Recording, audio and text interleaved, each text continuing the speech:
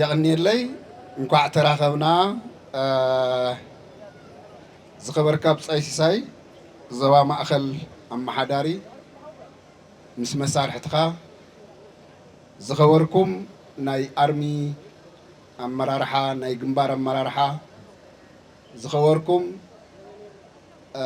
ناي زبع على زيواننا زخونكم ناي سلاسان حمشتن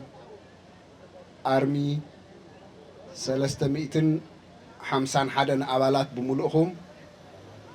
زخوركم دحر نوح إوان مساهم بمرة خابي حابن سمعني حزب الشلا نقعنا وزيب صحكم نقعنا وزيب صحنا خبر فوتو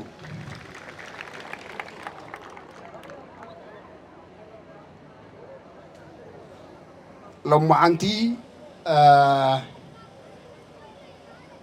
ناي سوات تجارو نستوصلو حدران نقبللو ناتاتهم حدرا حزنا مسع عدل حزبنا بروح كون زلوت أجمعتون كفتح دقيمنا قالنا أتولو ناي سوات معالتي بهرا وبعالي أقات عملوا مع أنت اللي تعسر تغلطينا زلنا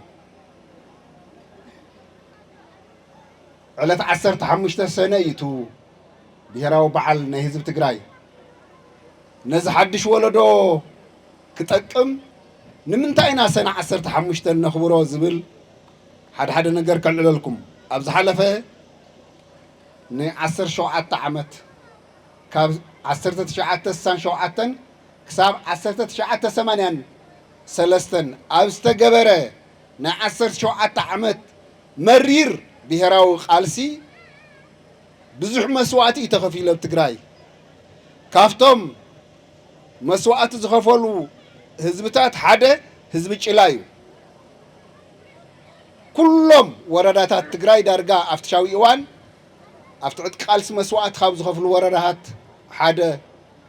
كاب زخونه حزب چلا كوينا إنا نخبره زلنا تعلت زيقن بفولي نقول لهنا تقارو ذات أخاخب لعلش حن حمشت مئتن تقارو أب حوزين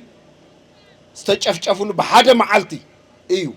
سلازي ناي ملاء تقارو ناي زحالفني 10 شوعة عمت برتاو قالسي مستاوسي نتو نبيهراوش قونا لنا زقبرنا قالس بس حنا زنبرة جفجفا كاووصينا نسلام نلمعات نديمقراطي نحبير كامن باري لنا زخفلنا يو مسواتي ببيهر درجة نستاوس علمه بعالي سنة 15 مالت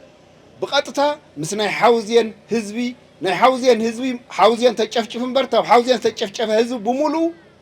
كابندرتا كام مبراق تግራይ كام مأخل تግራይ بمولو خاب خصم عدوا كاب تنبين كاب كل خبابتات العداقة بتسوسولو بحدا معالتي كبيبم بهليكوبترن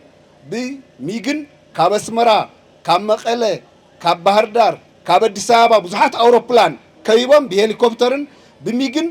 أو حادث حيهم لعلى شحن 500 حزبي شفشفهم نايتهم تقلال بتقراي زكايد زنورو صره بهراوي ጭቆና عد قالسي እና ህዝብ ዚን ምን ብርካህ ዝካየድ ዝነበሩ ዓበይቲ እንቅስቃሳት ወይ ድማ ናይ ጨፍጫፋት ሓደ መግለጽ ስለ ዝኾነ ሓውዝየን እዩ ምናልባሽ بتاريخ بدم بخسند يخيل እዩ ካፍተም ቀጽሎም በተደጋጋሚ متقعت زوزهم حزب خاز خباب زي كل تشحن 500 بزبل استخاخل لي شحن 500 بزبل يه زقول صوت صنيحه كل تشحن 500 بزبل استخاخل لي بدحريو اب استفلالي بوتا بتلي چلا اب عاديت اب سامره اب هاجر سلام دغعا اب بعلو تنبين بتلي كأبز ختمازي بتدقاقامي أبوزحات ناي تقراي قطرات بزح مسوات خفيلي حزب تقراي حج نعيهم تستاوسنا زلهم نعينا نستاوس زلنا لما عنتي نزي تاريخاوي معراف زيو نزي تاريخاوي مسوات زيو تستاوسو حاولت تغيلكم اللهم قطع مقدم ورح مسيري يرح زموداتو بصحو زحاولت خا نتزحلف مسواتن نتبز قربا ايوان زخفلنا مسواتن كم دلدل كوينو كالسجاجر تسريح الله كبري هاوكم نزحاولت زيقونكم بصوت منياتو تاريخكم تاريخ حزب تግራይ تاريخ تقالستي نحنا تمالي لو مولنا صباح زي كنهلو نخلينا قصال ولدون تاينير يلو نز تاريخ زي خستاوس سلازغورو ጉቡዩ አብዛ ጥፋኹም ጉልበትን እና ጋጣም ሆይን ኸአ ናይ ብጻይ መለሰሎ ናይ ብጻይ መለስ መስዋዕት ኩልኩም ትፈልጡ እዩ ካልኦት ብጾቱ ነለዎ ካፍተማኡ ብስእል ተቀሚጠም ዘለው አጋጣሚ ናይ ብጻይ በርቂ አሎ ኮነሬል ግደይ ካፍተም ነባራት ናይ ህዝባዊ ወያነ ሓርነት ትግራይ ተጋዳላይን አብዚ ልሕዝ መኸተውን ብዝለዓለ ጅግንነት ካብ ተልእኾም ዝፈጸሙ ብጻዩ እና አጋጣሚ በሓደና ነርና ናይ አጋጣሚ ኮይኑ ንንሱ ንተወለ ብርሃን ተሰዊኦም አጋጣሚ አነን ምሳይ ዝነበሩ ብጾትን ቀሪና አጋጣሚ ኮይኑ በቅድሚ ዓይነይ ተሰውአ ተጋዳላይኹም አብዚ ጌርኩሞ ዘለኹምና በዛ አጋጣሚ እዚዩ ብቀጥታ ምስናይ ባዕልና ታሪኽ ምስ ቀጥታ መምስግልናውን ታሪኽ ዝተሓዚ እና ምስራኽዎ ተሓወልቲ ተመሊሱት ሰዓት ንሱ ተዘኪርኒ እና ይቕኒልና እንኳዕ ነዚ ክብሪ እዚ ይበቕዑ ምክንያቱ ኩሉ ሰብ ኣይነብርን የብዛ ዓለም ታሪኽ እዩ ዝነብር ብዝተረፈ እዚ ዕለተ መስዋዕቲ ሰነ 15 ነኽብሮ ዘለና ከምቲ ዓንተዎ ዝገለፅክልኩም ምስ ሓውዝየን ዝተተሓዘ እዩ ንምንታይ ኢና መስዋዕቲ ከፊልና ኣብ ዝሓለፈ ዝኸፈልናዮ መስዋዕቲ ሕዚ እውን ኣብዚ ቀረባ እዋን ካብ 2013 ኣብ ዝተፈላለዩ ምዕራፋት መስዋዕቲ ከፊሉ ህዝቢ ትግራይ ካብቶም ከቢድ መስዋዕቲ ዝኸፈለሎም ካብ 1967 ክሳብ 1983 እዩ ተኻልኣይ ምዕራፍ እንብሎ ብቐጥታ ብኢትዮጵያ ደረጃ ሃገር ምስ ተቋጻጸርና ምስ ብኢትዮ ኤርትራ ቢል ዝተኸፈለ መስዋዕቲ እዩ ሳልሳይ ምዕራፍ እንብሎ ተብዚ ቀረባ እዋን ዝሕጂ ዘኒሄ ወለዶ ተኣምር ዝኾነ ጅግንነት ዝፈጸመሉ ዝሕጂ ዘሎ ወለዶ ተኣምር ዝኾነ ጅግንነት ዝፈጸመሉ ከቢድ መስዋዕቲ እውን ዝኸፈለሉ ካብ 2013 ጥቅምት ጀሚሩ ክሳብ 2015 ጥቅምት ንክልተ ዓመት ብዘይ ምቁራጽ ዝኸፈልናዮ መስዋዕቲ እዚ መስዋዕቲ እዚ ናይ ቀደም ይኹን ናይ ዝቀረባ እዋን እንታይ ይዕላሙ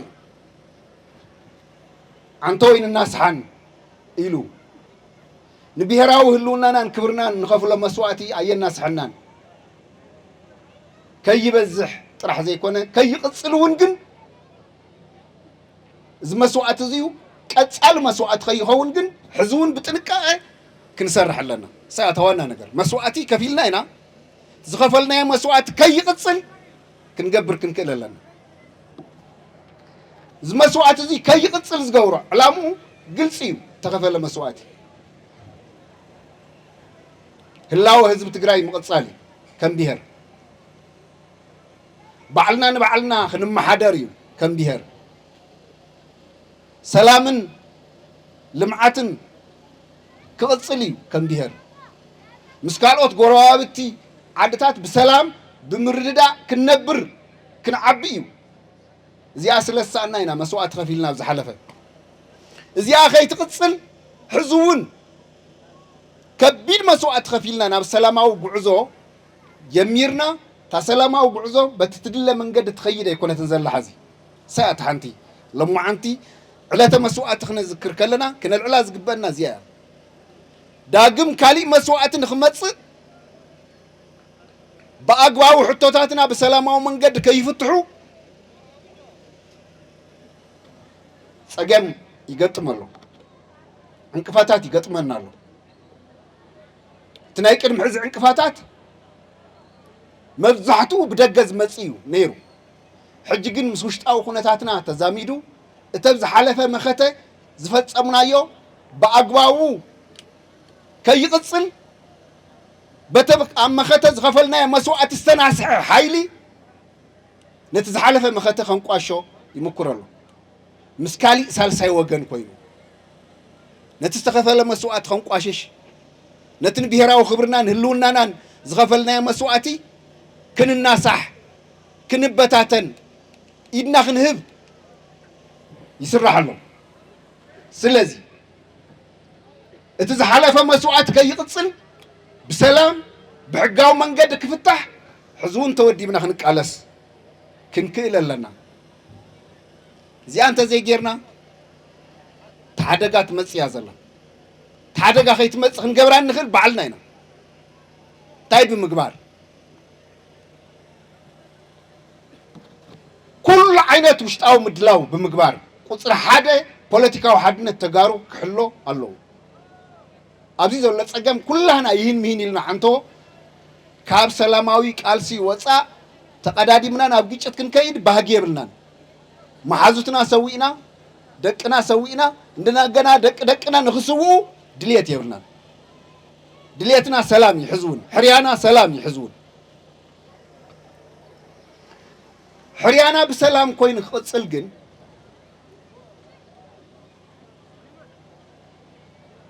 بعلنا هنمعراره هنكللن أنا تمالي أبو خصم حدا عبي بعل نير نايم محدار أكل مس هزبو ناي تصتا أكلات بمولئنا مس سراويتنا نايم محدار أكلات مس هزبهم بتلد ما ناي تجزياو منقص العلوة مرارحة بحادة مال بعيدنا كله نير كله حنتي أتا دمسي نايت مال تتغطاتي لكم حادة نخون زلنا تصقم تودي من أين نفتحه زبلي تملختي إزياء أبشلا خات تجمع الله لو معنتي إزياء أبكال أوت بمولو كتمان قطرن كتكسل الله سراويت من محدار هزبن ناي بمولو مالتيو نا بمولو نا حبرة سبكفلي حادة قام خنبيهر كنزارب كنكل لنا زي أنت زي غيرنا تصقم كتمسيا سلازي نايت وانا تصقمنا مفتعي حزون تمليسنا زلونا تصقمات بسلامه من قد فتحنا تردادينا بهراو هلونا حزب تግራይ مقصالي ምክንያቱ ሕዚ ናይ ብሄር መሰል ዓርሰ ውሳነ ባዕልና ናይ ምምሕዳር እቲ ዝለዓለ ናሃትና ሕርያ እዩ ንሱ ናብ ልምዓት ናብ ዲሞክራሲ ምእታው ትዝለዓለ ሕርያና እዩ ልምዓት ዲሞክራሲ ባዕልኻ ምምሕዳር ትዝለዓለ ሕርያና እዩ ከም ህዝቢ ሕጂ ግን ካብኡ ንላዕሊ ከም ህዝቢ ከይንህሉ እዮም ዝደልዩ ዘለዉ ክንበታታ ናይ ህልውና ጉዳይ ፀገም ይገጥመና ዘሎ ስለዚ ህልውናና ካብ ዝኾነ ንላዕሊ ኩላና ሓደ ኮይና ክነኽብሮ ክንክእል ኣለና ስለዚ ኣብ ፀረ ደርጊ ዝተኸፈለ መስዋዕቲ ኣብ ኢቲ ኤርትራ ዝተኸፈለ መስዋዕቲ ኣብ 2013 ክሳብ 2015 ዝተኸፈለ መስዋዕቲ ብምሉኡ መጨረሻ ውፅኢቱ ናይ ህዝቢ ትግራይ መጻኢ ዕድል ምስትኽኻል እዩ زيان مقبار كأ كلنا إبي تتحيزنا كنقالس علنا بالبزقات أمزيو تحجز الله كنتاتنا دحر خبيت كوينات عبي بوليتيكاوي عبي إيكونومياوي عبي مسحادنا تزب تقراي مستفانا قلت بستحازة سقامات اللونا زم سقامات زيوم بسلاماون حقاون من قدي درجة بدرجة عند فتحنا خنكت كله تقراوي على سلوا زبل منتي زلني بسترفه بتلي بزيو كالعلا زدل حد نتبلط من أسي تجارو كاب جزية ناب جزية ناب تمرتي ناب راب مسرات ناب هيوتكم ملوات كي تأتوا تسأجمكم اللهم كنفات حوز قبائنا قديمنا ولدهم بأقباو تيفتحنا سلت صنحنا بوشتن بدقن تأساسيرو أبسأجم آتيكم اللهم حزون تعدي مسمعات سأجم أصنحنا يالنا مسمعات سأجم بزحات محاسنا مسوعات داخفلو نحنا ون مسام كوينا سأجم زيو كي يقصل علنا مساهم من متحبار وانا حيلقن منا أسي تقاريهم منا أسي تقارو نزو قدايزي بدن بخطريقو دلي بزقات أمزي حلفوز دلي منا أسي تقارو بتالي أبن السنة عدما زلهم أب قطرتكم أب كتما مساع عدلكم أبيتكم يا زلا ምክንያቱ ንሕና ብዕድመውን ባዮሎጂካሊ ድሕሪ ዝተወሰነ እዋን ምሳኹም የለና ስለ ዘሎ መማረፂ እቲ ናይ ቀደም ወለደን እቲ ናይ ሓድሽ ወለደን ተደማሚፅና ትሕጂ ዘሎ ፀገም ክንፈትሕ ለይትን ቀትርን ክንሰርሕ ኣለና ሓደ ብጣዕሚ ፅቡቅ ነገር ዝረኣኽዎ ኣብ 35 በተለይ ኣብ ኣርሚኹም ተሓድሽ ወለዶ እቲ ናይ ቀደም ወለዶን ተኣሳሲርኩም ኣብ ቀፃሊ ውሽጣዊ ምድላው ኣለኹም ቀሊል ከይመስለኩም ነቲ ዝሓለፈ ታሪክ እውን ተስታውሱ ሓወልቲ ትሰርሑ ኣበይ ኣብ ፈላፍል ዓብዪ መልእኽቲ ሓወልቲ ትሰርሑ ኣበይ ኣብ ሰለኽለኻ ነቲ ዝሓለፈ ነዚ ናይ ሕዚ ዘሎ ወለደን ተተኣሳስሩ ኣለኹም ሓወልቲ ትሰርሑ ኣበይ ኣብ ጭላ ነቲ ዝሓለፈ ወለደን ነዚ ናይ ሕዚ ወለደን ተተኣሳስሩ ኣለኹም ብጣዕሚ ዓብዪ መልእኽቲ እዩ ንኻልኦት ኣሃድታት ኢለ እየ ዝኣምን ኣነ ናይ 35 በዚ ኣጋጣሚ እዚዩ ናይ 35 ተጋደልቲ ብፍሉይ ካብዚ ዝግንባር ዘለዋ ኣርምታት ዝሓለፈ ወለደን ሓድሽ ወለደን ተኣሳሲርካ ንመጻኢ እቲ መንእሰይ ኮንሽስ ክኸውን መጽሓፍቲ ብምሕታም ታሪክኩም ማለት እዩ ፊልም ብምሕታም ሓወልቲ ብምስራሕ ትሰርሕዎ ስራሕ ክብሪ ሃበልና ክብለኩም ደሊ በዚ ኣጋጣሚ እዚዩ ክብሪ ሃብኩም ክብል ፈቱ ክብሪ እውን ክትብለይ በዚ ኣጋጣሚ እዚ ንኩልኩም ይሓትት ብጣዕሚ ትክክለኛ ስራሕ ኢኹም ትሰርሑ ዘለኹም ብጣዕሚ ትክክለኛ ስራሕ ኢኹም ትሰርሑ ዘለኹም ትቐፂሉ ዘሎ ምስልጣን መደበኛ ስራሕኹም ትቐፂሉ ዘሎ ምስልጣን ዝተፈላለየ ስልጣናታት ምክያድ መደበኛ ስራሕኹም ካልኦት ኣሃድታት እውን ዝገብሮ እዩ እሱ ጉቡእኹም እዩ ክትገብርዎ ኣለኩም እሱ እውን ፅቡቅ እዩ እቲ ምስ ታሪክ ተተሓሓዘ ትሰርሕዎ ስራሕ ግን በዚ ኣጋጣሚ እዚዩ ዘለኒ ክብሪ ክገልፀልኩም ደሊ ዝተረፈ ምስ ህዝቢ እውን ትገብርዎ ዘለኹም ምትእሳር ተመሳሳሊ ኣብ ኩሉ ኣብ ከባቢ ኣክሱም ኣብዚ ከባቢ እዚዩ ኣብ ኩሉ ምስቲ ህዝቢ ተኣሳሲርኩም ትገብርዎ እውን በዚ ኣጋጣሚ እዚዩ ዓብዪ ክብሪ ኣለኒ ዝተረፈ ሓደ ኣብ መወዳእታ ክብሎ ዝደሊ ነገር ኣሎ ኣብ ጭላ ኢና ዘለና ሓደ ነገር ከስታውስ ስለ ዝደለኹ እየ ካብቶም ኣብ ከባቢ ጭላ ንነዊሕ እዋን ተጋደልቲ ሓደ እየ ኢለ ይኣምን እና እዚ ከባቢ እዚ ይፈልጦ እየ ከመይ እንተኢልኩምኒ ሓደ ደቂ እዚ ከባቢ እዚ ተወለድቲ ብጣዕሚ ብዙሓት ተጋደልቲ ኣብ ብዙሓት ኣሃድታት እውን ነይሮም እዮም ኣጋጣሚ ኮይኑ ኣብቲ ኣነ ዝነበርኩ ኣሃድ ከዓ ብበዝሒ ነይሮም እና ዝኾነ ጉዕዞ ጌርና ክንዓርፍ ከለና ድሕሪ ውግእ ቅድሚ ውግእ ጎይላ ይበሃል እሞ ደቂ ጭላ ተወለድቲ ተጋደልቲ እዮም ከወረን እምብልታን ሒዞም ወፂኦም ዘሳዕስዑና እና ንደቂ ጭላ ወለዲ ኣዴታት ኣሕዋቶም መናእሰይ በዚ ኣጋጣሚ እዚዩ ዘለኣለማዊ ክብሪ ይሃብኩም ክብል ፈቱ እሱ ስለ ዘስታወሰኒ እዩ ህዝቢ ጭላ ቀደም ካብ እገላ ሕሳኣ ተበጊስና ዓዲ 4 ጌርና ጭላ ኢና ንዓርፍ ካብ ዓዲ ነብሪ ተበጊስና ፀሊም ቤት ሓሊፍና ጭላ ኢና ንዓርፍ ጭላ ንምዕራፍ ብዓድየት እንዳ ማርያም ተነርና እውን ሰጊርና ጭላ ኢና ንመፅእ ስለዚ ኣብ ጭላ መፂና ኢና ንዓርፍ ኣብ ጭላ መፂና ኢና እኹል ምግቢ ንረክብ ኣብ ጭላ መፂና ኢና ንእሽተይ ዕረፍቲ ረኺብና ክዳውንትና ንሓፅብ ካብቶም ኣብ ትግራይ ማእኸል ዝኾኑ ብዝተፈላለየ ዳይሬክሽን እንዳመፀኻ ተዓርፈሎም ሓደ ህዝቢ ጭላ እዩ ገጽኩም ከይዓፀፍኩም ዘለኣለም ነዚ ቃልሲ እዚ ካብ ዝተንከባኸቡ ህዝብታት ሓደ እዩና ምስክር እውን ስለ ዘለኹ ነዚ ክብሪ እዚዩ ዘለኣለም ሒዝኩም ክሳዕ መወዳእታ ክትከዱ በዚ ኣጋጣሚ እዚ ንደቅኹም እውን ክተተሓላለፉ ሕዚ ትገብርዎ ዘለኹም እውን ናይዚ ኣካል ስለ ዝኾነ ህዝቢ ጭላ ንዘለኣለም የኽብረልና ክብል ፈቱ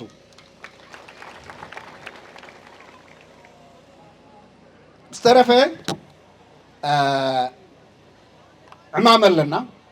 ፍሉጥ እዩ ሉዓላውነትና ይተኸበረን ዝተፈናቐለ ህዝቢ ኣለና ይተመለሰን ትማለም መቐለ ኣክሱም ሰላማዊ ሰልፊ ገይሩ እዚ ህዝቢ እዚ ኣብ ኩሉ ከባቢ ሙለስና ይብሎ ኣሎ ተሓላፍነት ናይ ኩላና ተጋሩ እዩ ብደገ ይኹን ብውሽጢ ዘለኹም ኩልኹም መራሕቲ ትግራይ እና ህዝቢ ትግራይ ኣብ ጎና ተሰለፉ ዝብል ድምፂ የስምዕ ኣሎ በዚ ኣጋጣሚ እዚዩ ንዝተፈናቐለ ህዝብና ኣብ ኩሉ ከባቢ ዘሎ ንዘልዕሎ ሕቶ ኣብ ጎድና ኣለና ዝኸኣልናዮ ብምሉእ መንግስትን ውድብን ላዕለዎት ኣመራርሓን ብዘውፅዎ ትልሚ ኣብ ጎኒ እዚ ህዝቢ እዚ ከም ዘለና በዚ ኣጋጣሚ እዚ ክገልፅ ፈቱ ኣብ ጎኒ ምህላውና ኩላህና ብጨብጨባ ንግለፀሉ ክብለኩም ፈቱ ስለዚ ኣብ ጎኒ ተፈናቐልትና ኮይና ቀፃሊ ዝህሉ ፀገማት ኣብ ምፍታሕ ናይ ሰራዊት ኣባላት ህዝቢ ምምሕዳር መንግስትን ውድብን ብምሉእ ኣብ ጎኒ ኣሎ ከመይ ይፍታሕ ከዓ ብቁዕ ዝኾነ ኣመራርሓ ክወሃበሉ ኩላና በብዓቕምና ከም እንቃለስ በዚ ኣጋጣሚ እዚ ክገልፅ ደሊ ዝተረፈ ፅቡቅ በዓል ኢኹም መዳሊኹም ዘርአኹም ሰልፊ ዘልአኹም ናይ ኮማንዶ ምርኢት ን351 ክብሪ ይሃበለይ ይብል ሓወልትኩም እውን ናይ ብሓቂ ክብሪ ዝግባእ ሓወልቲ እዩ መፅሓፍትኩም እውን ግዜ ወሲድና ክነንቦ ብገንዘብኩም ብጉልበትኩም መፅሓፍኩም እውን ኣቢልኩም ኣለኹም ዝሓለፈ ታሪክ ምስ ዝቕፅል ታሪክ ክተተኣሳስሩ ኢኹም መፅሓፍ ዝፅሒፍኩሞ ዝተረፈ ኣብዚ በዓል እዚ ብዙሕ ሰብ እዩ ተዓዲሙ ዘሎ ብዙሓት ነባራት ተጋደልቲ ትርኢ ኣለኹ ስለዚ በዚ ኣጋጣሚ እዚ ሓቢርና ምሳኹም ውዒልና ቀፃል እውን ኣጓንኹም ኣለና ህዝቢ ጭላ እውን ኮሪዕናልኩም ኣለና 35 ብፍላይ ከዓ 351 ኮር እውን ኮሪዕናልኩም ኣለና እዝጌር የኽብረለይ ናይ ሰማዕታትና ሕድሪ ኣይንዕብርን ትግራይ ትስዕር ይቕኒየለይ